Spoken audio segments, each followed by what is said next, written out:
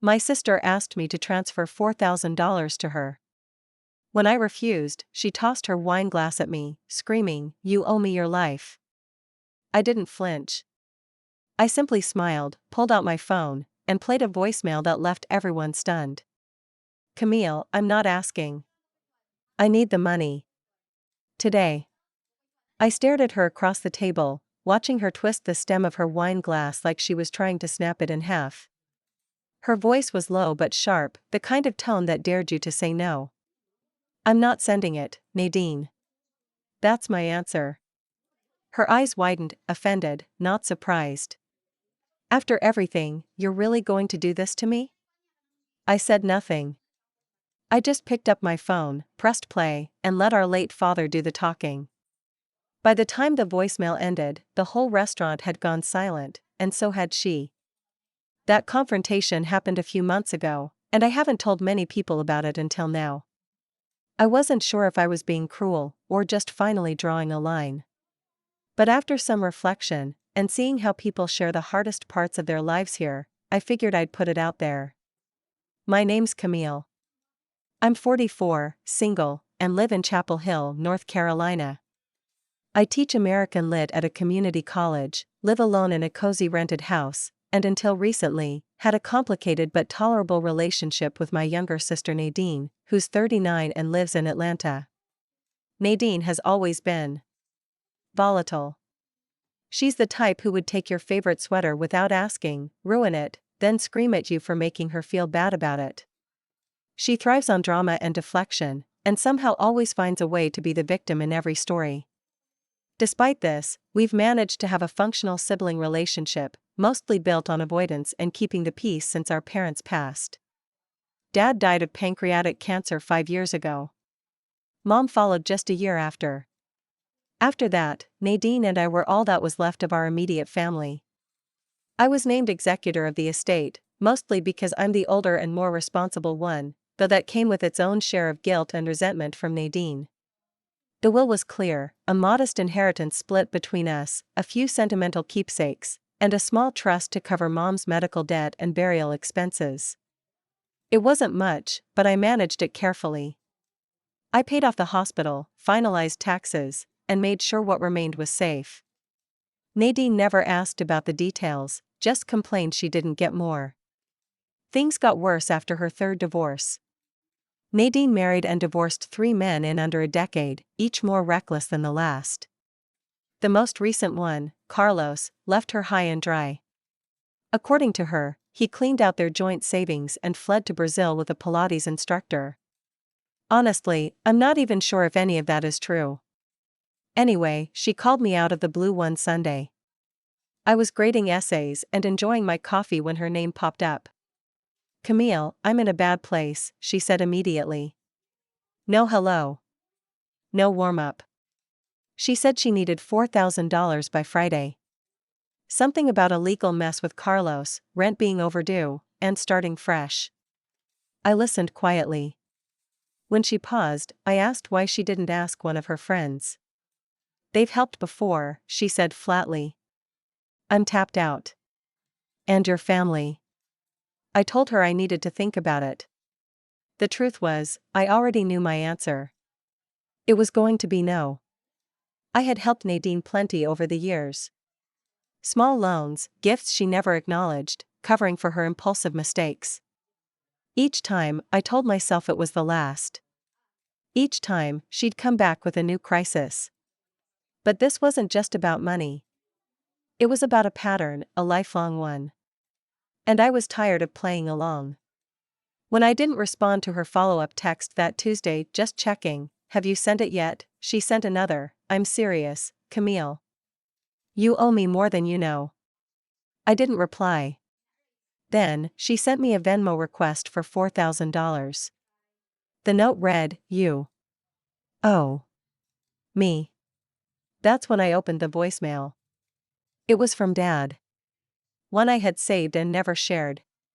He left it 2 weeks before he died, sounding weak but lucid. I don't know why I hadn't deleted it. Maybe because part of me knew I'd need it one day. In the message, he said, "Camille, I didn't want to burden you with this, but I need to tell you before I go. It's about Nadine. She forged your name to withdraw money from Mom's care fund last year. I confronted her. She lied, said you gave her permission. I knew she didn't. I didn't report it, I couldn't. But I want you to know. I'm sorry. I should have stopped it sooner. Be careful with her, sweetheart. I love you. I must have played that message 100 times. I never told Nadine I knew. Until lunch. She called again, this time suggesting we meet in Chapel Hill. Said she wanted to reset and catch up, maybe even stay with me for a weekend to clear her head. I was suspicious, but I agreed to meet, at a public place. We picked a small restaurant near campus. Brickhouse Grill. Quiet, mostly locals and university staff. I got there early and watched her strut 15 minutes late, dressed like she was walking into a movie premiere. She wore red lipstick and sunglasses, even though we were indoors. We ordered wine. She chatted breezily about her rebuilding era, about maybe starting a podcast, about her toxic ex. I nodded along, waiting. Then she leaned in. So, can you wire it to me by tomorrow? I shook my head. I'm not sending you money, Nadine. She laughed, like I was joking. You think this is optional? I took a breath. I do. And I said no. That's when her face changed. Cold. Angry. You're unbelievable, she said. After everything? You really think you're better than me because you teach books to bored college kids? I didn't respond. She went on. You're nothing without me. You wouldn't have survived Mom and Dad's death without me. I carried you. You owe me your life. Then she picked up her wine glass and launched it. I missed it. Barely. Hit the wall behind me, shattered. The sound echoed. People turned. I didn't flinch. I reached into my purse, pulled out my phone, and pressed play on the voicemail. Her face shifted immediately. Recognition. Then fear. The restaurant went quiet as Dad's voice filled the space. Every word landed like a stone. When it ended, she stared at me, wide-eyed. Speechless. For once in her life, she had nothing to say. I leaned in. Leave. Now. Or I'll call the police. She grabbed her purse and walked out. After she left the restaurant, I sat there for several long minutes, numb. The room had gone back to its usual quiet hum, but I could feel the subtle looks of the people around me, some sympathetic, others curious. The waiter came over and cautiously asked if I was okay. I nodded and told him I'd like the check. He didn't mention the broken glass or ask about the scene. I appreciated that. On the drive home, I replayed the moment in my mind over and over again, not just the voicemail, but the look on Nadine's face. The way her jaw clenched when Dad's voice came through the speaker. How her eyes darted to the floor, unable to meet mine. That wasn't just embarrassment. That was recognition. Guilt. Maybe even fear. Back at home, I sat in the driveway for a while, just staring out at the street, thinking. I wasn't angry, not exactly. I was tired. Tired of playing the responsible sister. Tired of carrying the weight of our family's mess. Tired of trying to explain myself to someone who was never really listening. I didn't hear from Nadine for 3 days. Then I got a message. Not a call. A text. You didn't have to humiliate me. You're cruel. That was it. No mention of the voicemail. No apology for the glass. Nothing about what Dad said. Just a sentence aimed to twist the blade. I didn't respond. A week passed. I went back to my usual routine, work, errands, walks through the arboretum behind the university. I told my colleague Tasha, who teaches psychology and knows Nadine by name, about what happened. She wasn't surprised. She's always been manipulative, Camille. You just didn't want to see it before. That stuck with me. I think she was right. I always gave Nadine the benefit of the doubt because I was clinging to the idea of having a sister more than the reality. I wanted what we were as kids, when she used to follow me around with her toy camera, pretending we were on a travel show. Before the marriages, the drinking, the shouting matches at family dinners. Before Mom's slow decline, when Nadine was never around. Before Dad started locking the safe with their documents. I wanted to believe that somewhere in there, that version of her still existed.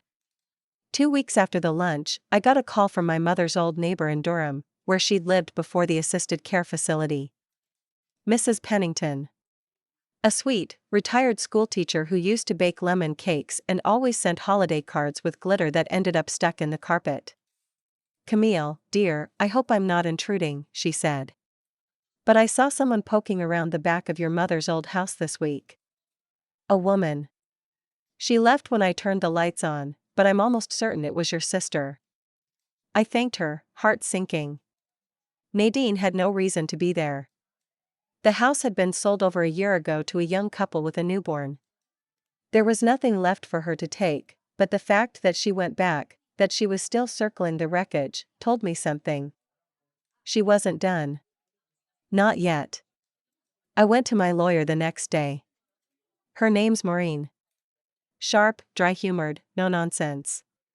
She helped me through the estate settlement when our parents passed, and I trusted her more than most people. I told her everything. The wine glass. The voicemail. The forged signature from a year prior. She sat quietly as I talked, occasionally jotting notes. When I finished, she looked up and said, "Do you want to file a report?" I hesitated.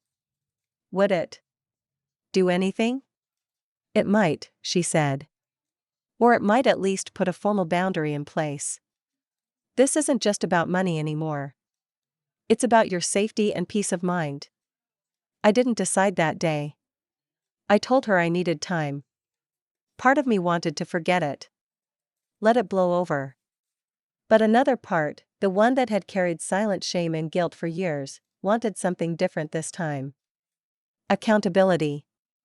I went home and sat in the backyard with a cup of tea and my old dog, Finn. He's 12, gray around the muzzle, and snores when he sleeps. I scratched behind his ears and thought about what my dad would have said if he were still here. He would have told me to protect myself. To stop sacrificing for someone who only takes. That night, I dug through an old file box in the closet. In it was the original trust paperwork for Mom's medical fund. And right there, on one of the withdrawal forms, was a signature in my name that wasn't mine. Maureen had said if we had hard evidence and the voicemail, we could build a case, not necessarily to prosecute, but to send a message. I scanned the document. Send it to her. 2 days later, she called me back. "You have a case," she said. "A good one." I didn't feel vindicated. Just sad. And then a week later, another message from Nadine. "Are you really going to destroy your only sister over a voicemail?" That one I did respond to. I wrote, "I didn't destroy anything. I just stopped pretending you didn't." Then I blocked her. But she wasn't done. 3 days after I blocked her number, I got an email. It came from an account I didn't recognize, but the subject line made my stomach drop. "You're not as innocent as you think." It was Nadine. I opened it reluctantly, already bracing myself.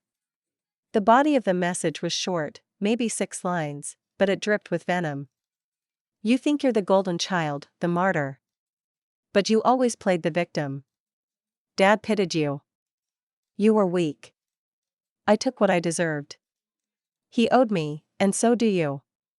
You can run to your little lawyer and cry into your tea all you want. You'll always be the one alone." I sat staring at it, fingers poised over the keyboard, wondering what kind of response, if any, would even matter. I typed several replies, deleted them all. Not because I didn't have something to say, but because I finally realized she wasn't looking for clarity. She was looking for a fight. A new round in a battle I never agreed to. I forwarded the email to Maureen. Her reply was swift, "This strengthens our case." She's acknowledging she took the money and sees it as entitlement, not theft. Keep everything. I started compiling a file, screenshots, messages, timelines, even notes from past conversations I could recall with dates and details.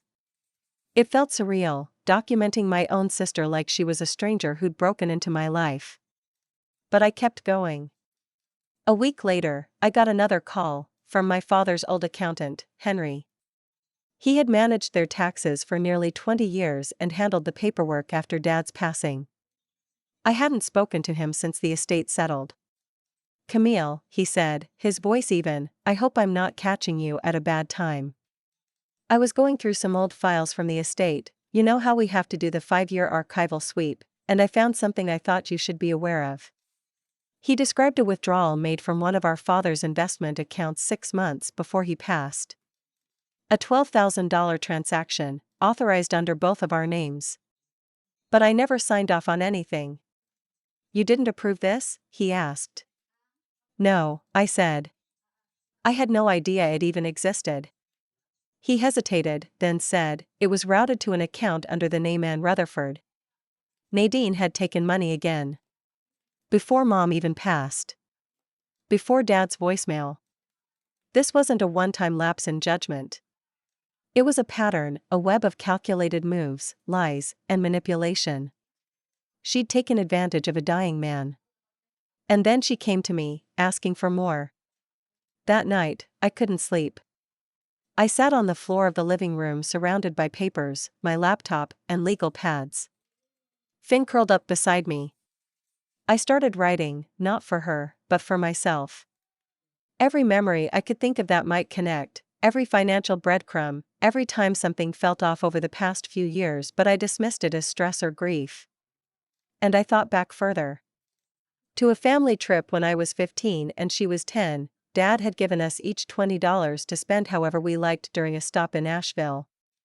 I bought a book and a magnet. Nadine said she lost hers. Cried. Made a scene. I gave her $5 out of pity. The next day, I found her wallet stuffed with the full 20. It had always been like this. Just on a smaller scale. I started to realize how much I'd excused myself. Explained away. Defended. I was beginning to feel something new, resolve. That week, Maureen submitted an official notice to Nadine through her firm, informing her that evidence of financial misconduct tied to the estate had been discovered and that legal action was being considered. A formal letter. No threats. No emotion. Just facts. Nadine didn't reply.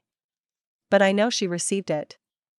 Because the next week, I got a call from her ex-husband. Not Carlos, the one who supposedly ran off to Brazil, but the second one. Martin. He sounded awkward and unsure of himself.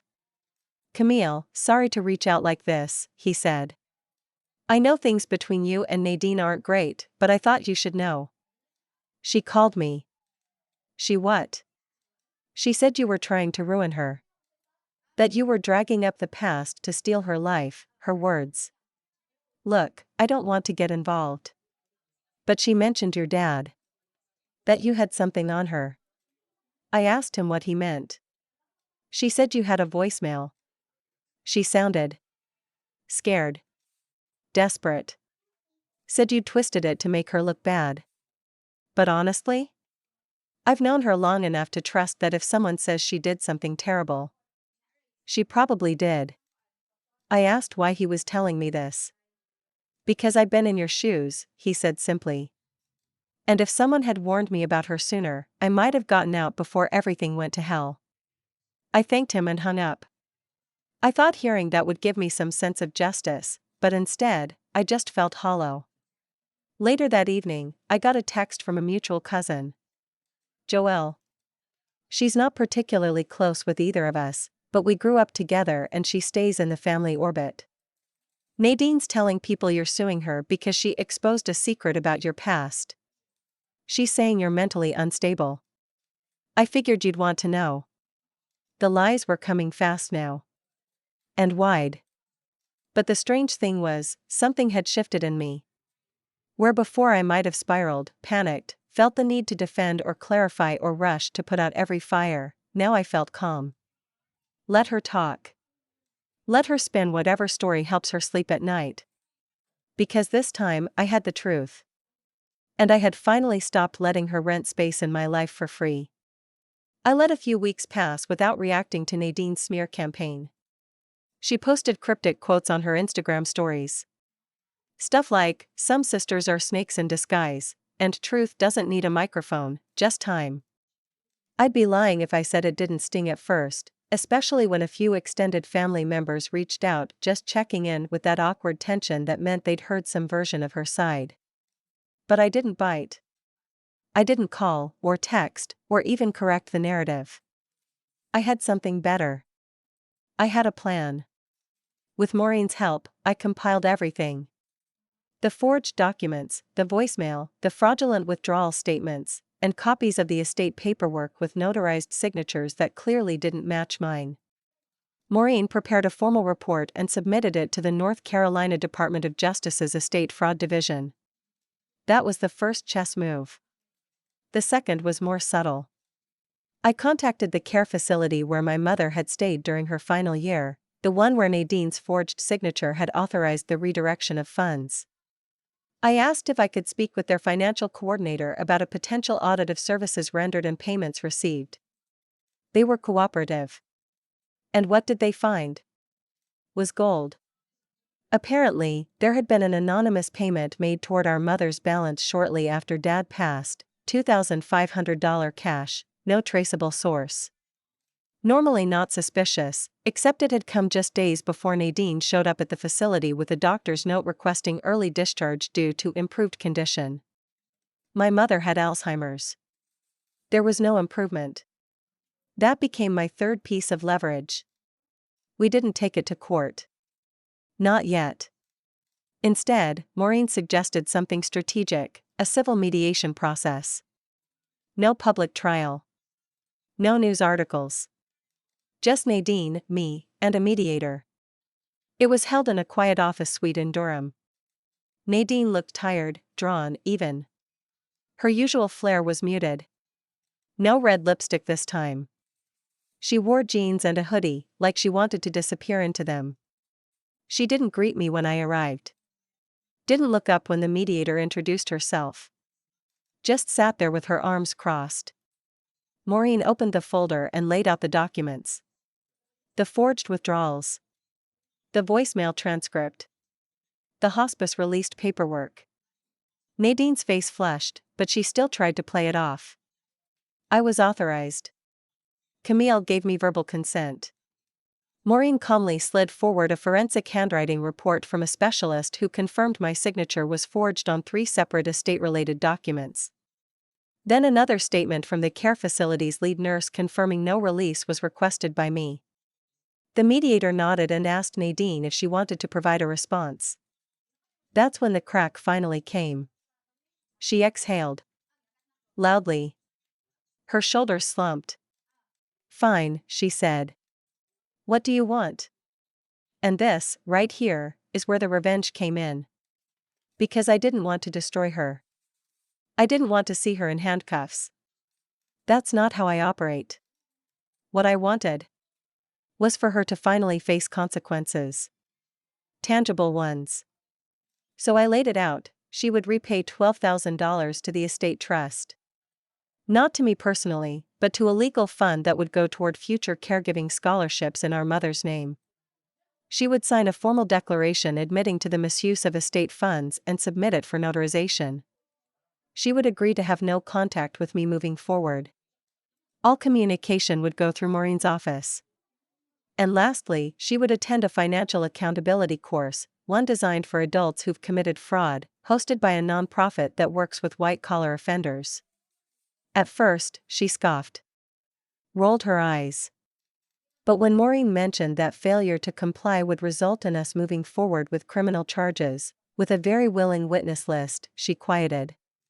And she agreed. We signed everything that day. The next month, Nadine made her first payment, Probably from money she begged or borrowed from someone else, but it cleared. The scholarships were set up in Mom's name with the Community College Foundation where I teach. A quiet but fitting legacy. And the best part? The message didn't just reach Nadine. Family members started calling, not to question me, but to apologize. Joelle sent flowers. Uncles I hadn't spoken to in years reached out, saying, "We had no idea what you were dealing with." And Martin, the second ex-husband, emailed again, "You did something most people don't. You held her accountable. I hope you know how rare that is." But what truly sealed the ending? I got a letter in the mail. Handwritten. Sloppy penmanship. No return address, but I knew who it was from. "I did things I'm not proud of. You were right to cut me off. I'm sorry. I just didn't want to feel like a failure. But I am. You didn't deserve what I did. I hope the scholarship helps someone." There was no signature. And I didn't need one. I've kept the letter in a drawer, next to a copy of Dad's voicemail. Not because I need reminders of what she did, but because they represent a turning point. A chapter closed. Sometimes revenge isn't loud. Sometimes it's paperwork, boundaries, and watching someone finally sit with the mess they made without you cleaning it up for them. I still teach. Still walk Finn every evening past the old campus chapel where my parents once renewed their vows. Life is quieter now. Better. And for the first time in years, I feel like I'm living it on my terms, not cleaning up after someone else's storm. And Nadine? She's just a story I tell now. One with a clear beginning, middle, and a very satisfying end.